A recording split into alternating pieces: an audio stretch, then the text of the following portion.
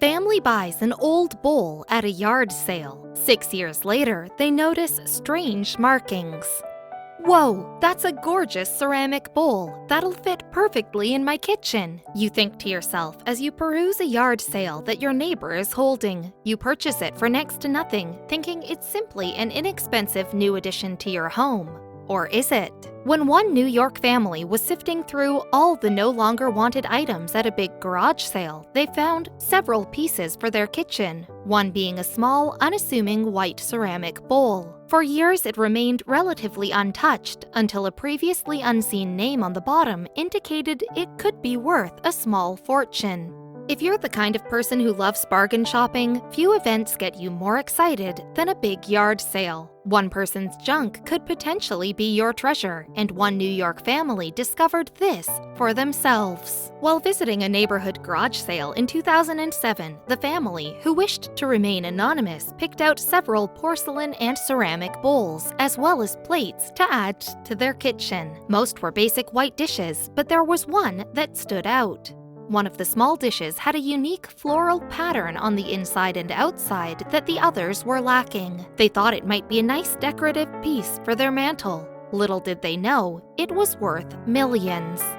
The family placed the bowl on a kitchen shelf, thinking nothing of it. It was just a bowl. For 6 years, it was just an aesthetically pleasing part of the kitchen that sometimes held spaghetti, until a small detail piqued their interest. They couldn't help but think the floral engravings might indicate the bowl was worth more than a measly $3 that they paid for it. After speaking with experts, they were advised to bring the bowl to Sotheby's. Sotheby's is one of the most prestigious auction houses in the world, and the auctioneers who work with them are truly experts in their fields. The bowl immediately garnered massive attention when the family brought it in. Not only did the experts at Sotheby's tell them that the bowl would likely sell for a lot of money, but the porcelain was also nearly 1,000 years old. The family was stunned beyond belief.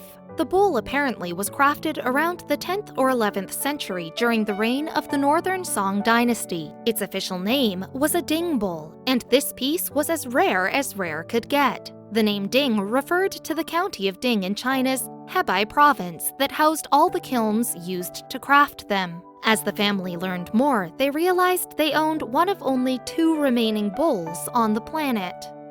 The only other one known by experts was on display inside the British Museum. Can you believe the second was lying on a table next to someone else's yard sale junk?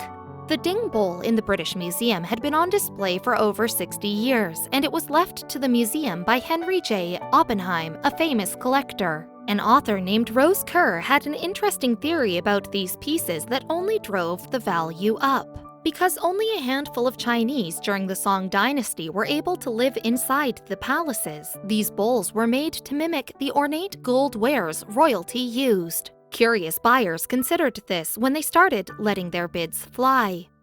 During the anticipated auction, the family was in a surreal state of shock about everything that went down. Would they really walk out with several $100,000? They held their breath, and then the bidding went out of control. A London art dealer named Giuseppe Eskenazi stepped up to the plate and blew everyone else's bid out of the water. The guy proudly offered $2.2 million for the bowl. A silence fell over the auction house. Could anyone outbid him? Eskenazi was, after all, no stranger to forking over a boatload of cash for ancient relics. 8 years prior to bidding the Song Dynasty bowl, he spent just over $23 million for a rare 14th century glass jar. If he wanted something, he would have it. With a $2.3 million bid, Eskenazi won the bowl. The proud new owner told CNN reporter Richard Roth, "There's only one other. It's also in perfect condition, considering its past history. It's a miracle." Others share his enthusiasm. The auctioneer in charge of the sale, Henry Howard Sneed, weighed in on the historic event. "The moment the box lid was opened, I knew that I was looking at something completely special. Still, the buyer had questions. That only 2 of these survived 1,000 years in perfect condition was almost unfathomable. So how did this particular bowl end up at an American yard sale? The answers weren't clear. The New York family only knew it came from a garage sale and that the previous owners of the bowl were surely kicking themselves. Still, they knew there were ways to track down an item's history.